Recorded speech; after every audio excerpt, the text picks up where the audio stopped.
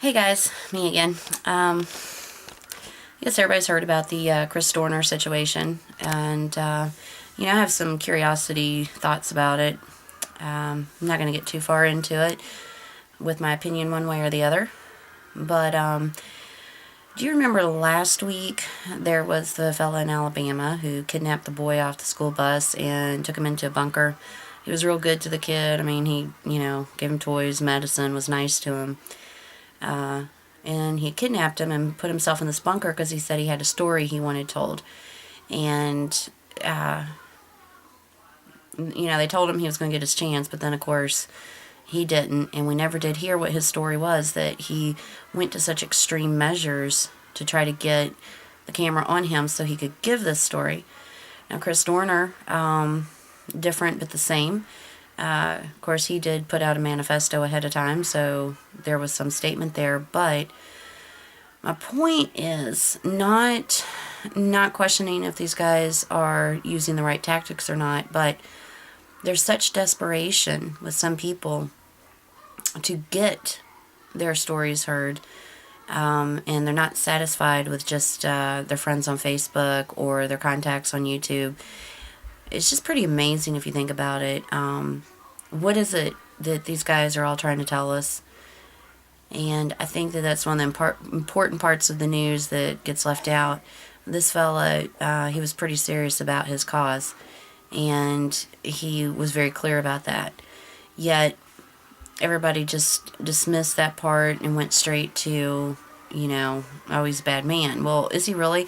I mean, don't we all know that the LAPD is corrupt? I mean, hasn't that been a discussion for how long now? Ever since the Rodney King beating? So this man was in the LAPD and has firsthand experience. You better get out of those eggs. Has firsthand experience and wanted the story told so that his name could be cleared from what he felt he was falsely accused of. And when people are screaming so loudly that they feel that they have to go around blowing things up or shooting people to get the news media to give them any airtime so that they can get their story told, it's a very loud cry for help. And with those things, and then the gun control, and last night Obama's little speech, and I had to chuckle because Rand Paul said today that he was actually insulted when Obama talked about reducing the deficit $2 trillion.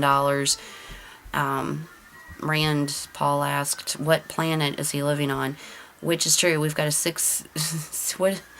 It's just ungodly. The point is that these fuckers lie, and the sheeple just suck it up and believe it. And the people that really need a voice and a platform to be heard, they're not getting it. And quite frankly, the way I feel about it is it's already begun. The war's already begun. There's already very extreme behaviors coming out of people.